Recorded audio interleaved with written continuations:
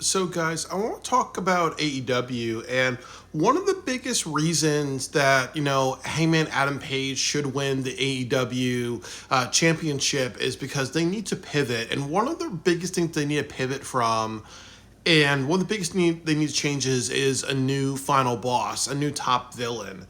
And the new top villain should be MJF and the Hurt Syndicate for a lot of reasons. Because one thing that I want to say about MJF is that I think that he should be the next Ric Flair.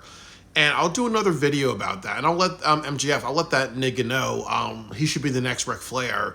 And what I mean by this is that one thing I like about Ric Flair and Triple H is that sometimes when they've had title runs, they don't do like over 300 days, 400 days. Sometimes you'd see a title run for like 60 days. They give it to somebody else. They give it back to them. Because that's also been another issue with WWE and AEW is long title runs. And I think that we're in an era now where that needs to stop really because, why should somebody be a champion for over 365 days? If that happens consistently, that's nothing special really. And I think with MJF, that would be one of the reasons why I would want him to be the champion. So that way, the title's a little bit more interchangeable. Because if you kind of do something like, oh, well, somebody's a champion for like about a year over and over, it's going to run its course. And then you're going to be like, okay, well, what's going to happen with Jon Moxley? Is he going to be champion from last October all the way to Wrestle Dream? That's a year after Darby, or is he going to be champion all the way to World's End, where it could be Darby or Bryan Danielson? I just think that that is a concern, really. So if you give it to Hangman Adam Page, and the way I would do this is that I would have Hangman Adam Page win, and then he says, I want to challenge my buddies to a triple threat match, where it's going to be. May the best man win. Where it's going to be Swerve and Ospreay and Hangman and at Wembley Stadium. No, at the O2 Center. And then after that, they get beat down by the Hurt Syndicate. And this leads to, a lights out match or a hardcore match between MJF and Hangman Adam Page. And you also do like Bobby Lashley and Shelton versus Will Ospreay and Swerve at AEW, versus Bobby Lashley and Swerve at All Out, really. And you could do something where the titles come off these guys, where the titles come off like Bobby Lashley and goes on to Swerve, and like onto Swerve and Ospreay for a while, and then maybe you have MJF win by cheating. And then you kind of get the title back to Hangman at Full Gear, and then at World's End you do something like then you do something maybe at like Wrestle Dream. You can do Darby versus MJF, or you can have like the title be on MJF really on Hangman. Like it's either Hangman or MJF versus Darby at Wrestle Dream. That's when he should come back really. And then at Full Gear, you do like another match. And then at World's End, you do another match between Hangman and MJF, maybe in a steel cage or something like that.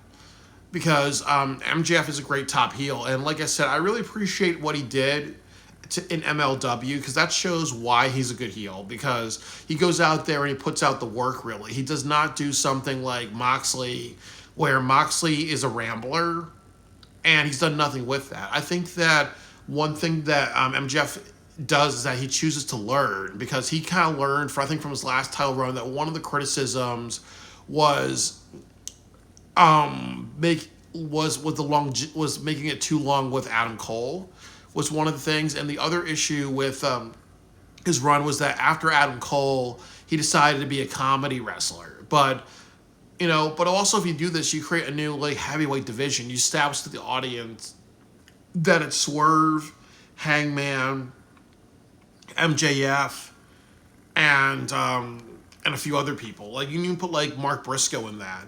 So there's just a lot of reasons why the Hurt Syndicate need to be the top factions. And then the other thing that I want to say with the Hurt Syndicate is that they have everything that they need, really, because you have MVP's a good mouthpiece. You have MJF in it, who could be their future champion. They could be a trios. You can break them up and have Bobby Lashley versus MJF.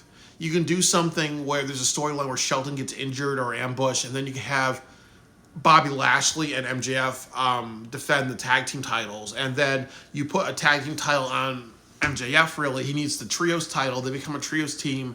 He becomes your your second Grand Slam champion, and I think he deserves that. But the other thing about that too is that they get so much charisma. They get a really good response. People want to see them be successful because they're legitimate. When you see somebody like Bobby Lashley, you know that he's gonna whoop anybody's ass. Really, when you see Jon Moxley pour cleaner down people's throats, it looks kind of silly and bullshit. Really, and they also know how to reinvent themselves. Because I did not expect MJF to come down to Arena Mexico with the American flag. I did not expect him to unmask Mystico.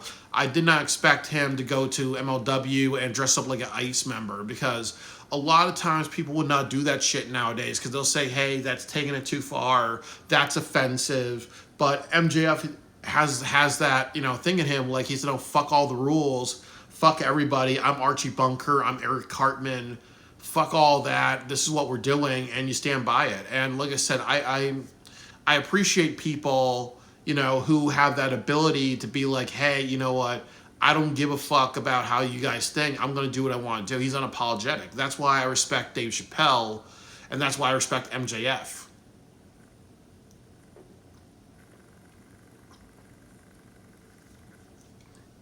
And I'm going to drink on this video because, I'm unapologetic. This is called a Blue Frosty soda. I got this at Aldi's. But the point of it is this, that, the Hurt Syndicate, a lot of people want to see, the Death Riders, it's not been hitting with everybody.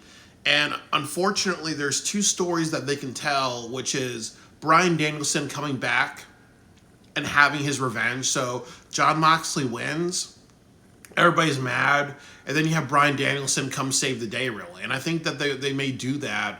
Or another thing that they can do, which is stupid, is that they have Chris Statlander join the Hurt Syndicate, and then people are pissed with Chris Statlander. Or you can do something like you can have Darby Allin come back. But I will say this, that if you have Bryan Danielson come back, I think what will happen is people will be happy to see him, but there will be a lot of people that would be pissed off with that. I'm not sure how to say this, but it almost reminds me in TNA Wrestling when they had the main event of Mafia do too much. Or I think they had something like the Aces and Eights, which sucked really, and it brought back the main event Mafia. Like, some people were happy to see the main event Mafia, but some people were like a little mad because they're like, oh man, this is going to continue a little bit longer. And it probably has that same feeling.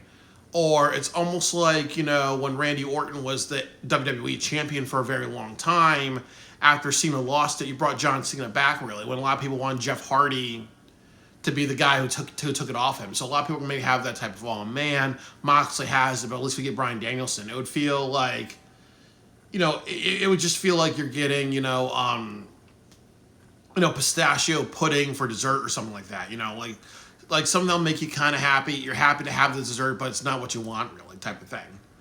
So I think with MJF, you just have a new direction, really. And then also the other problem is like I've said many times, I think with AEW, they've had a lot of heel champions or heels with long runs, really. So with Adam Page, if you give him a run for a couple of months, or you do something where you kind of hot potato the belt a little bit, I can appreciate that. And I also like where this is going, really, because you could do MJF and Hangman Adam Page in the Owen Hart Tournament Finals next year and be like, okay, well, MJF's forced to do that.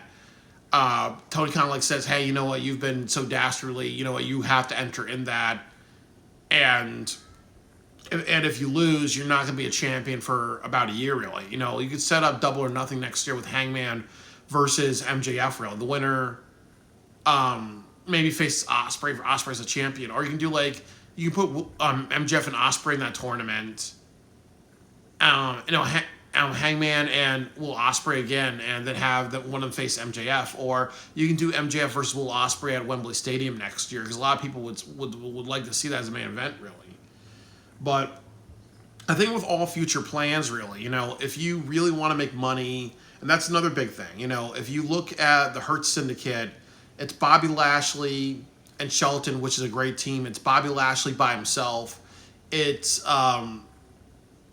MJF, really, and it's MVP occasionally wrestling, really.